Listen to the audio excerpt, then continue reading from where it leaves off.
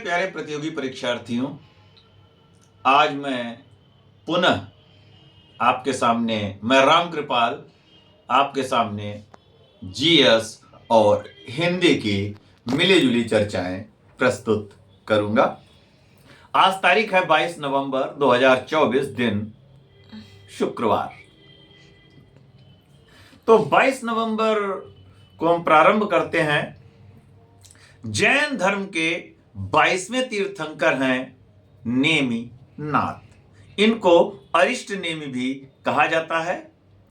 कुछ विद्वानों ने इनकी तुलना भगवान कृष्ण से भी की है। और भारतीय संविधान और इनका प्रतीक चिन्ह उत्पल है। 22वें तीर्थंकर नेमिनाथ या अरिष्ट नेमि जी का प्रतीक चिन्ह उत्पल है। इसके अतिरिक्त अगर हम भारतीय संविधान के 22 भाग की बात करें, 22वें भाग में क्या लिखा हुआ है, तो उसमें कई चीजें हैं।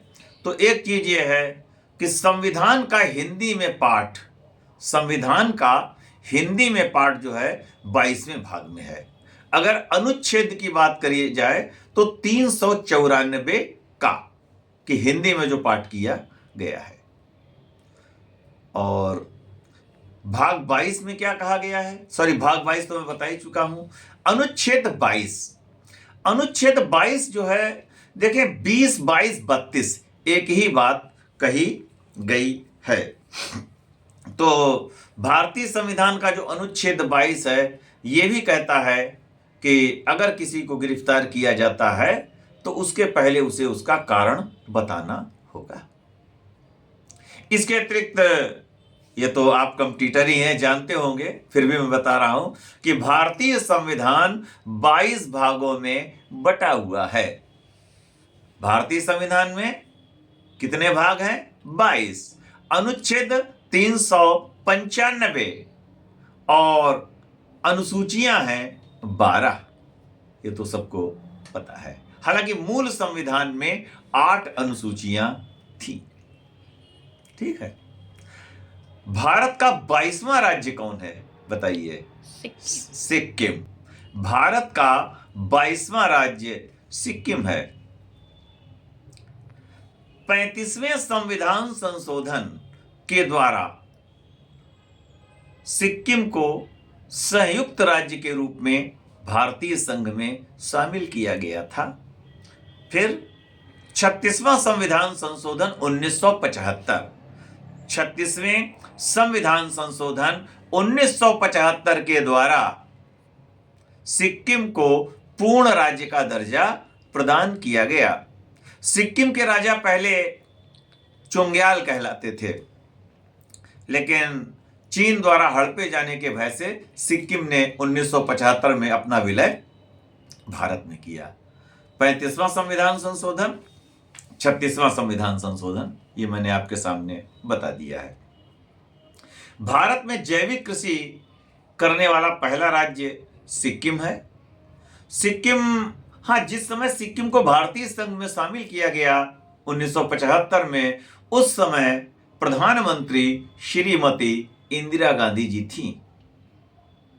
और आपको पता ही होगा कि इंदिरा शब्द जो है, ये सरस्वती जी का पर्यायवाची है। हालांकि श्रीमती इंदिरा गांधी जी का भी जन्मदिन भी मनाया जा चुका है। श्रीमती इंदिरा गांधी जी का उपनाम प्रियदर्शिनी भी था। तो आगे चलते हैं। श्रीमती इंदिरा गांधी के कार्यकाल में 1969 में 14 बड़े बैंकों का राष्ट्रीयकरण हुआ, जिनकी पूंजी 50 करोड़ से अधिक थी। और फिर 1980 में 6 बड़े बैंकों का राष्ट्रीयकरण हुआ, जिनकी पूंजी 200 करोड़ से ज्यादा थी। थोड़ा मैंने, चूंकि श्रीमती गांधी जी का नाम आया तो मैंने सब बातें आपको बताई। अब फिर आ जाते हैं सिक्किम के ऊपर। सागा दावा त्योहार ये सिक्किम में है। नाथुला दर्रा सिक्किम में है।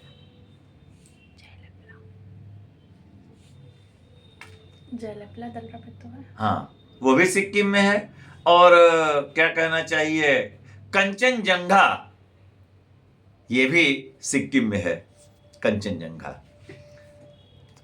तो सिक्किम का देखें, सिक्किम विधानसभा की एक सीट बौद्ध मठ के लिए सुरक्षित रखी गई है। सिक्किम विधानसभा में 32 सीटें हैं, ध्यान रखें। सिक्किम विधानसभा में 32 सीटें हैं, जिसमें एक सीट बौद्ध मठ के लिए सुरक्षित है। अब 32 शब्द आया तो नाटो आप जानते होंगे। नाटो जिसका मुख्यालय ब्रुसेल्स में है, जिसकी स्थापना 1949 में हुई थी, अब नाटो में 32 सदस्य हो चुके हैं। इसके अतिरिक्त आदि शंकराचार्य जानते होंगे, जिन्होंने अद्वैतवाद चलाया था, 32 वर्ष की आयु में उनका निधन हुआ था। तो क्योंकि कुछ शब्द मिलजुल के चलते हैं तो वो भी याद कराए जाते हैं। आइए पुनः आगे बढ़ते हैं।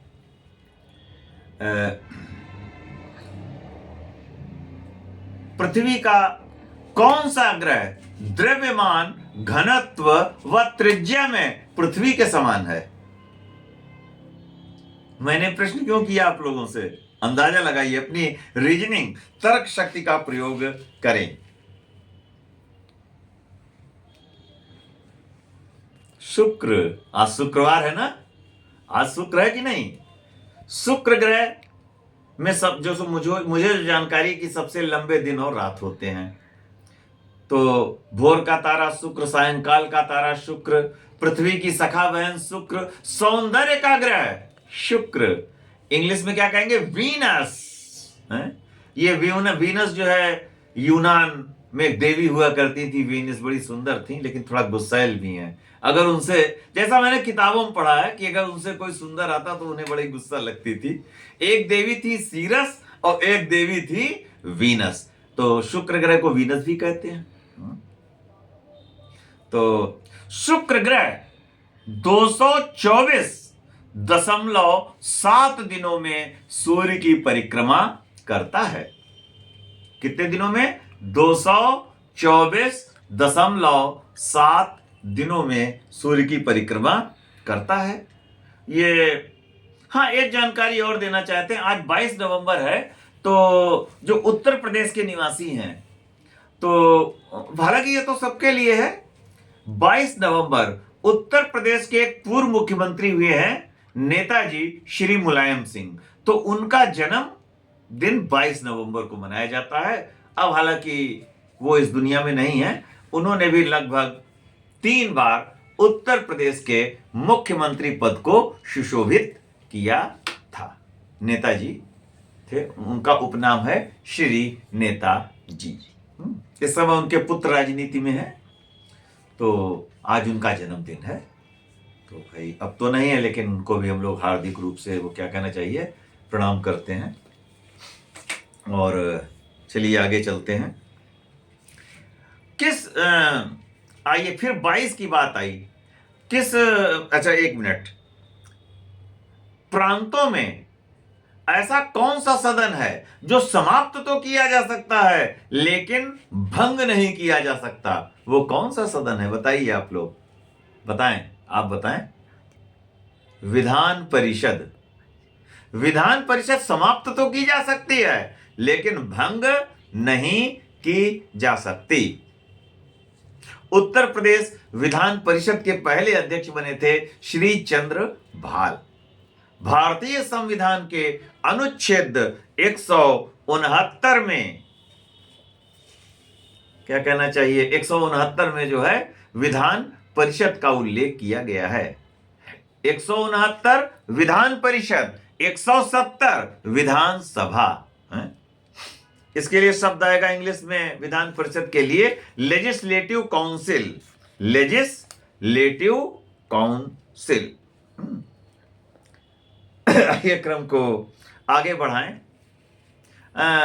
शिवाजी के आध्यात्मिक गुरु का क्या नाम था? बताइए आप लोग। शिवाजी के आध्यात्मिक गुरु का क्या नाम था? आध्यात्मिक गुरु, शिवाजी के आध्यात्मिक गुरु का क्या नाम था? बताइए। शिवाजी के आध्यात्मिक गुरु का क्या नाम था? नाम था समर्थ गुरु रामदास। क्या नाम था? समर्थ गुरु रामदास। ये शिवाजी के आध्यात्मिक गुरु थे। तो शिवाजी के क्या कहना चाहिए, उन्नति में इनका भी बहुत बड़ा योगदान था। हाँ, इन्होंने भी बहुत त्याग किए और तब जाके शिवाजी ऊंचाई पर पहुंचे। गुरु बड़े महान होते हैं। ऐसा मैं थोड़ी सी कहानी बता रहा हूं कि एक बार समर्थ गुरु रामदास साधारण वेश में कहीं जा रहे थे और रास्ते में उन्होंने देखा कि एक भुट्टे लगे हुए हैं और इन्होंने भुट्टा तोड़ लिया बिना पूछे, जिसका खेत था उसकी अनुमति के बिना। अचानक जो है वो किसान आया और उसने इनको काफी गुस्सा ही था, गुस्सा जैसे स्वाभाविक बात थी। बताते हैं कि गुस्सा हुआ और गालियां देने लगा और साथ में एक हाथ भी जड़ दिए। खैर चल, मामला समाप्त हो गया। बाद में जब ये खबर शिवाजी के पास आई तो शिवाजी गुस्से में फुकारने लगे। तुरंत वो किसान पकड़ मंगाया गया। जब पकड़ मंगाया गया, पकड़ के आया तो भाई समर्थ गुरु रामदास भी पहुंच गए। वो भी अपने जहां बैठते थे उस आसन पे वो भी बैठ गए और सब देखने लगे। तो सबने कहा कि, किसी ने कहा इसकी आंखें फोड़ो, किसी ने कहा हाथ काटो, किसी ने कहा ये कर दो, किसी ने कहा वो, इसने गुरु का अपमान किया है आपके। अंत में शिवाजी बोले कि इसके हाथ काटे जाएं। इसकी इतनी हिम्मत कि गुरु पे हाथ उठा दे। जैसे शिवाजी ने ऐसा कहा, तुरंत ही जो है रामदास उठे और बाहर चल दिए। तो बताते हैं कि शिवाजी ने पूछा, गुरुदेव कहां जा रहे हैं? इन्होंने कहा, जो सभा मेरा अपमान करे, जब मेरे चेले मेरा अपमान करने लगे तो उस सभा में बैठना व्यर्थ है। तो शिवाजी ने पूछा, गुरुजी आपका अपमान कौन कर रहा है यहां पे? अरे जिसने किया उसे तो हम दंड दे रहे हैं। तब क्रोध में रामदास कहते हैं, समर्थ गुरु रामदास, अरे मूर्ख शिब्बा, शिब्बा ही कहते थे गुस्से में जब आते थे, अपमान इस किसान ने नहीं, अपमान तुम लोगों ने मेरा किया है कि मेरे चेले मेरी दी हुई शिक्षाओं से दिग्भ्रमित है।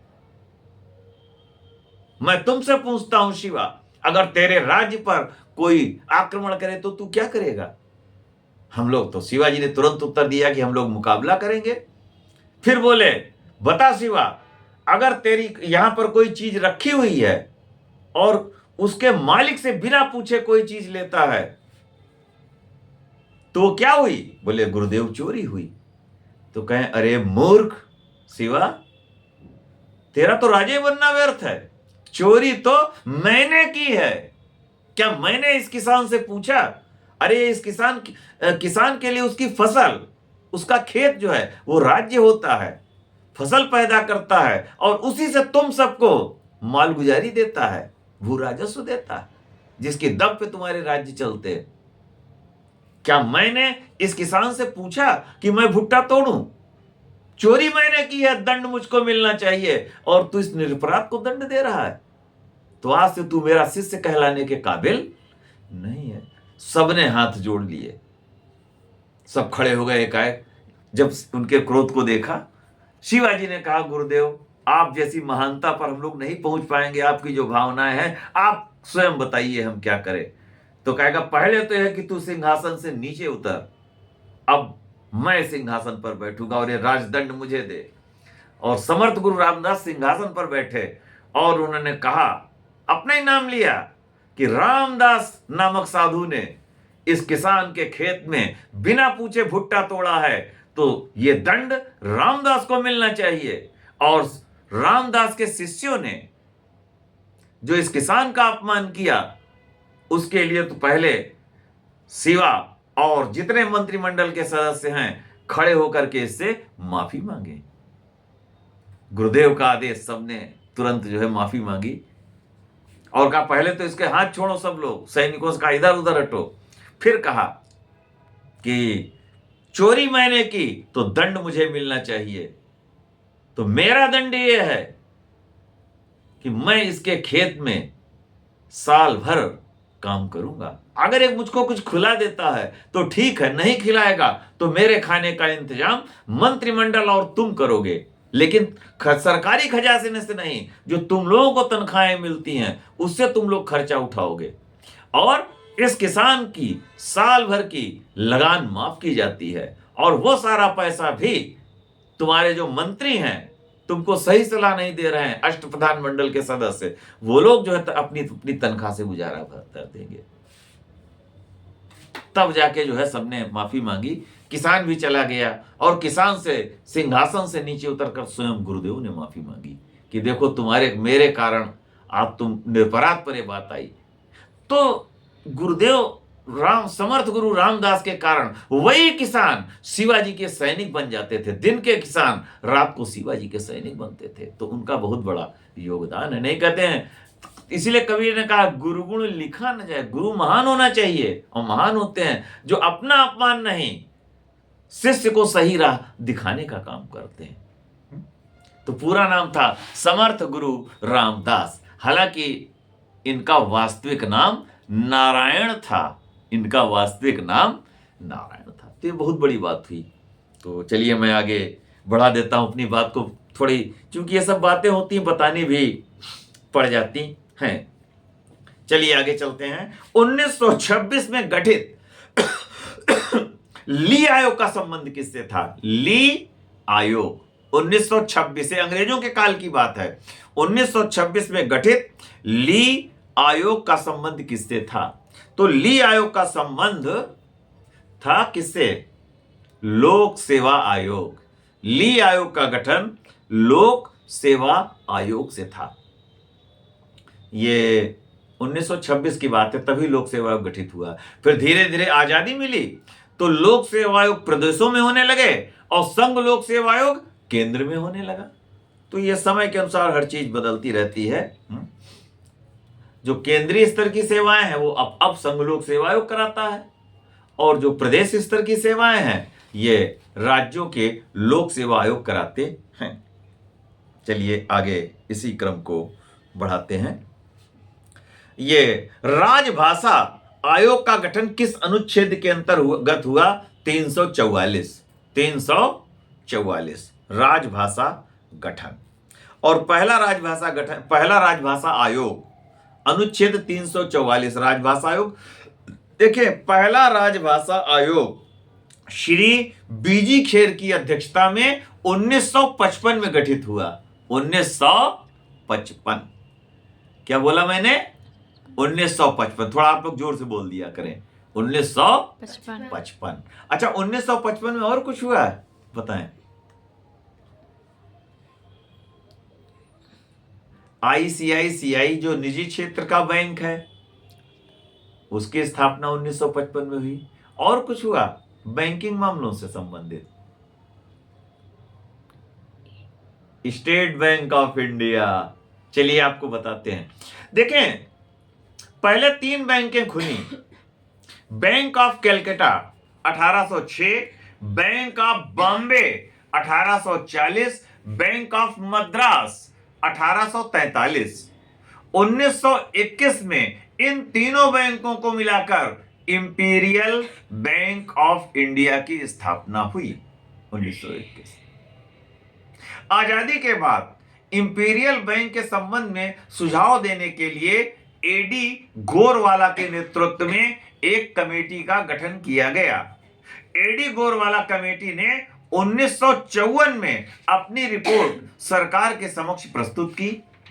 गोरवाला कमेटी की सिफारिशों के आधार पर 1 जुलाई 1955 दिन शुक्रवार, 1 जुलाई 1955 दिन शुक्रवार को इंपीरियल बैंक ऑफ इंडिया का राष्ट्रीयकरण किया गया और उसे स्टेट बैंक ऑफ इंडिया का नाम दिया गया।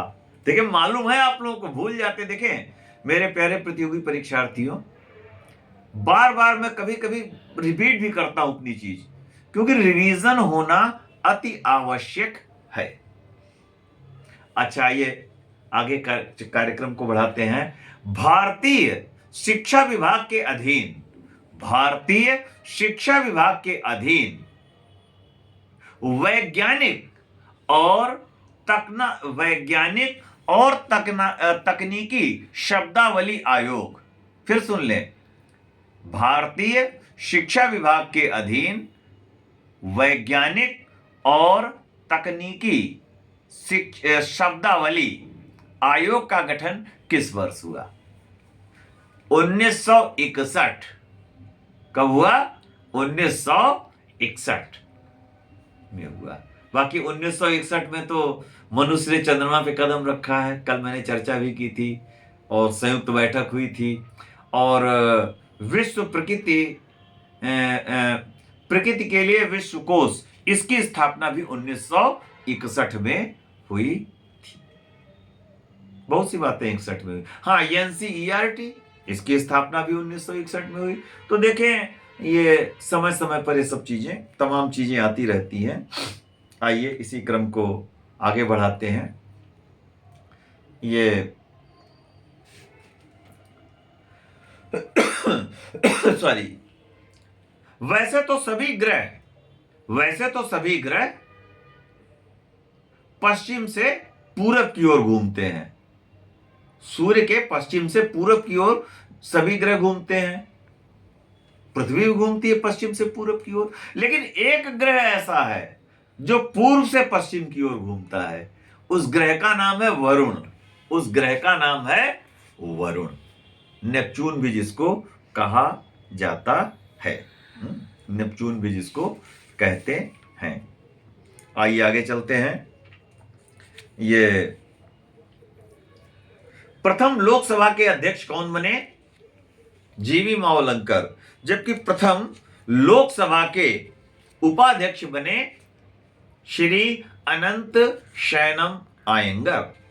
भारतीय संविधान के अनुच्छेद 93 में कहा गया है, 93 में, कि लोकसभा चुनावों के पश्चात लोकसभा अपने सदस्यों में से एक अध्यक्ष और एक उपाध्यक्ष का चुनाव करेगी। अनुच्छेद 94 क्या कहता है? कि लोकसभा चुनाव के पश्चात जब तक नए लोकसभा के अध्यक्ष और उपाध्यक्ष का चुनाव नहीं हो जाता, तब तक पुराने अध्यक्ष और उपाध्यक्ष अपने पद पर बैठे रहते हैं। अब जैसे राष्ट्रपति महोदय अगर अपना त्यागपत्र उपराष्ट्रपति को देते हैं, तो उपराष्ट्रपति महोदय पहली सूचना किसको देंगे? लोकसभा अध्यक्ष को देंगे। ठीक है, लोकसभा अध्यक्ष।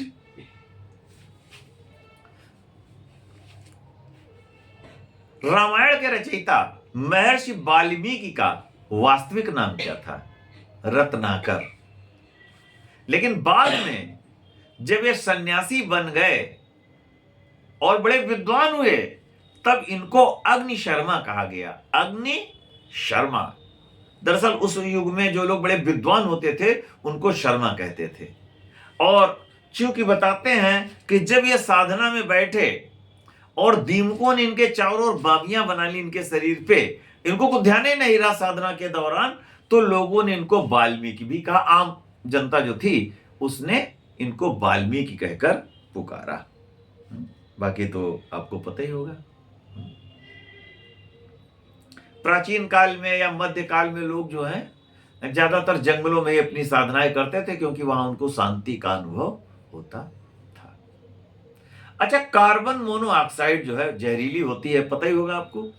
ऐसे कौन से वृक्ष हैं, होंगे तो बहुत वृक्ष, ऐसे कौन से 4 वृक्ष या पेड़ ऐसे हैं जो इन कार्बन मोनोऑक्साइड को मतलब अवशोषित करने की क्षमता रखते हैं? तो जो मेरे पास जानकारी है, अशोक, आम, पीपल, बरगद। एक बार फिर, कार्बन मोनोऑक्साइड को मतलब अवशोषित करने की क्षमता अशोक, आम, पीपल, बरगद। चलिए आगे बढ़ाते हैं अपने कार्यक्रम को। किस देश में घास के मैदान पुष्टैज कहलाते हैं? बताइए, किस देश में घास के मैदान पुष्टैज कहलाते हैं? पुष्टैज,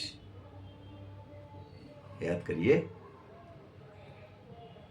बड़ी भूख तो नहीं लग रही है? भूख भूख तो नहीं लग रही खाने में? अच्छा, भूख को इंग्लिश में क्या कहते हैं? जोर से बोले। हंग्री। हंग्री। तो किस देश में हुए? हंगरी। हंगरी जिसकी राजधानी है बुडापेस्ट, तो वहां घास के मैदान पुस्टैज कहलाते हैं। ठीक है। अच्छा ये बताइए, अभी अमेरिका में चुनाव हुए, तो अमेरिका में राष्ट्रपति का कार्यकाल कितने वर्षों का होता है? 4 वर्षों का। और एक व्यक्ति कितनी बार राष्ट्रपति रह सकता है? 2 बार। तो ये शुरू से नियम है कि कुछ बीच में बना भी था? ये शुरू से चला आ रहा है कि बाद में किया गया? शुरू से चला रहा नहीं। मैं आपके मतलब इसके उसमें जाऊंगा विपरीत। ऐसा नहीं था। देखिए, पहले नियम नहीं था, लेकिन 22वें संविधान संशोधन, अमेरिका की बात हो रही, ध्यान रखें प्रतियोगी परीक्षार्थियों, जरा ध्यान दें। यह भारतीय संविधान संशोधन की बात नहीं हो रही है, यह अमेरिका के संविधान में संशोधन हुआ है। अमेरिका में 22वें संविधान संशोधन 1951 के द्वारा यह व्यवस्था की गई कि एक व्यक्ति 2 बार से ज्यादा राष्ट्रपति नहीं रह सकता। आज 22 तारीख है ना, आपको ध्यान आ गया? तो 22वां संविधान संशोधन 1951, कहां का, किस देश का संविधान बताएं सृष्टि? अमेरिका। जोर से बोला करें, संयुक्त राज्य अमेरिका। तो वहां पे ऐसा हुआ था। ठीक। 1951 में भारत में भी 1951 में बहुत सी बातें हुई, बहुत सी बातें हुई। अच्छा ये बताइए, एक पंक्ति हम पूछेंगे हिंदी की, आप लोग बताइएगा। कत विधि सृजी नारी जगमाही, पराधीन सपने सुख नहीं। ये हिंदी में किसने कहा है? तुलसीदास ने। किसने कहा? तुलसीदास ने। अच्छा ये किसने कहा? मेरो मन अनंत कहां सुख पावे, जैसे उड़ जहाज को पक्षी फिर जहाज पे आवे। ये किसने कहा हिंदी में? है? याद कीजिए। कृष्ण के भक्त हुए हैं, दिखाई नहीं देता था। वल्लभाचार्य जी के शिष्य हुए हैं सूरदास। कौन है? सूरदास। देखें, सूरदास जी का जन्म आगरा के निकट रूनकता एक जगह है, रूनकता या सीही भी कह देते हैं, वही इनका हुआ था जन्म। इनके गुरु का नाम क्या है बताइए? वल्लभाचार्य। क्या नाम है? वल्लभाचार्य। और पुष्टि मार्ग किसने चलाया? वल्लभाचार्य ने। और सूरदास को कहते हैं पुष्टि मार्ग का जहाज। अच्छा, सूरदास जी का वास्तविक नाम पता है? सूरदास जी का वास्तविक नाम सूरज चंद्र। जो मुझको जानकारी है, सूरदास जी का वास्तविक नाम सूरज चंद्र था। क्योंकि इनको दिखाई नहीं देता था, तो लोगों ने इनको सूरदास कहना शुरू कर दिया। आज भी ये जिसको नहीं दिखाई देता तो लोग उसको सूरदास कहते हैं। तो मुझको देखिए, जो जानकारियां मिलती है मैं आपके सामने प्रस्तुत करने की कोशिश करता रहता। आइए आगे चलते हैं। ये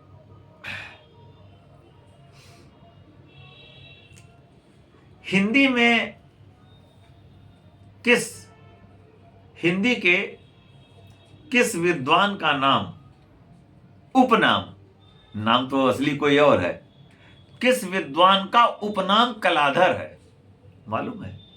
किस विद्वान का उपनाम कलाधर है? बताइए। अब देखिए, मैं आपके सामने रख रहा हूं, आप लोग स्वयं अंदाजा लगाइए। कामायनी, कुसुम, आंसू, झरना, ममता नामक कहानी भी लिखी है श्री जयशंकर प्रसाद। श्री जयशंकर प्रसाद जी, इनका उपनाम कलाधर भी है। ठीक, कलाधर उपनाम है। हर उसके उपनाम होते हैं।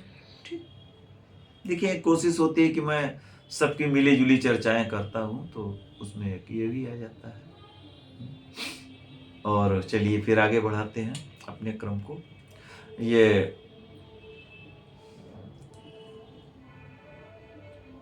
भारतवर्षोन्नति कैसे हो सकती है, इसके लेखक कौन है? भारतेंदु हरिश्चंद्र। भारतेंदु हरिश्चंद्र।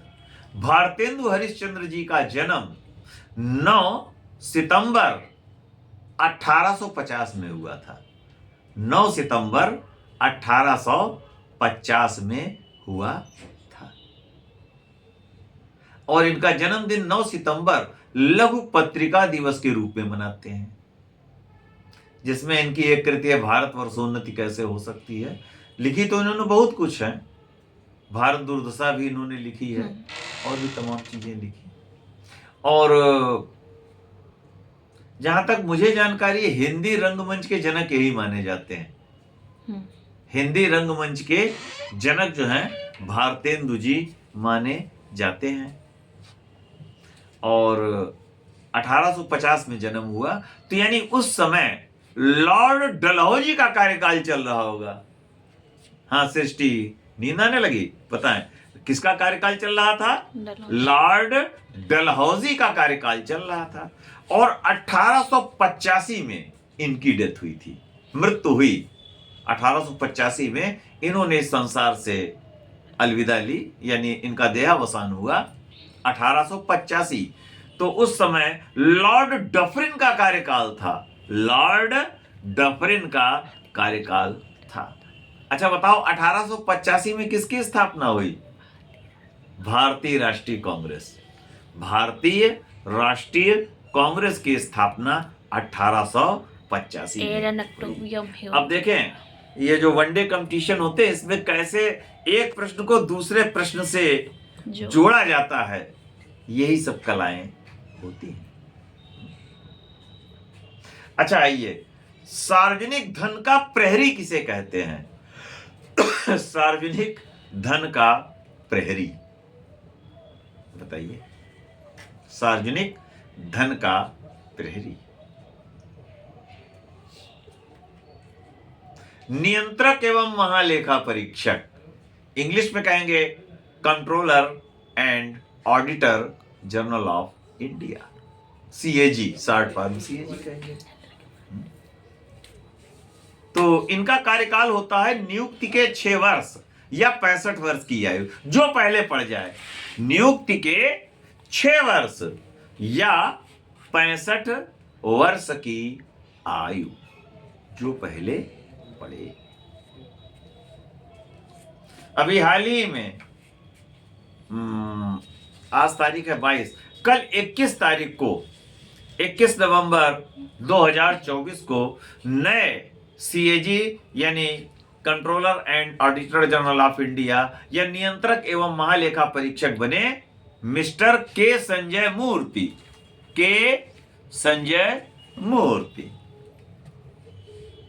तो अनुच्छेद 148 में कहा गया है कि एक नियंत्रक एवं महालेखा परीक्षक होगा। अनुच्छेद 149 में इसके कर्तव्य और शक्तियों का वर्णन है। अनुच्छेद 151 के अंतर्गत 151 151 अनुच्छेद 151 के अंतर्गत नियंत्रक एवं महालेखा परीक्षक अपनी रिपोर्ट राष्ट्रपति महोदय को प्रस्तुत करते हैं। बाबा साहेब डॉक्टर भीमराव अंबेडकर ने कहा था, मैं इसे शायद सबसे महत्वपूर्ण पद पर बैठा हुआ देखता हूं। मैं इसे शायद सबसे महत्वपूर्ण पद पर बैठा हुआ देखता हूं। अब देखें, भारत ने अब क्या कहना चाहिए, गगनयान यानी आकाश में भी जाने की योजना बना ली है। अंतरिक्ष मिशन इसने बना लिया है और इसके लिए जो भारतीय पायलट चुने गए, गगनयान मिशन के लिए जो भारतीय पायलट चुने गए हैं, उनके नाम मैं बताऊंगा आपको। Group captain Prashant Nair, group captain Ajit Krishnan, group captain Angad Pratap और विंग कमांडर शुभांशु शुक्ला। एक बार फिर, group captain Prashant Nair, group captain Ajit Krishnan, group captain Angad Pratap और wing commander Shubhanshu Shukla.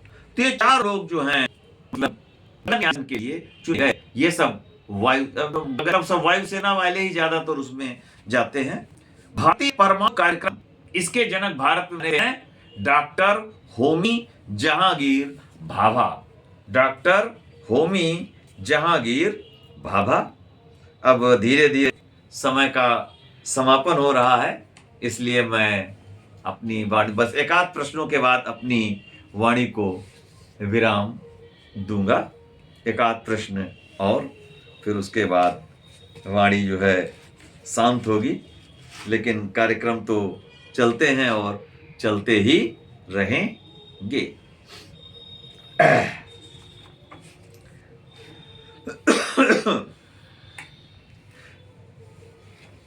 Sorry, काष्ठ विज्ञान एवं प्रौद्योगिकी, काष्ठ विज्ञान एवं प्रौद्योगिकी, इसका मुख्यालय कहां पर है?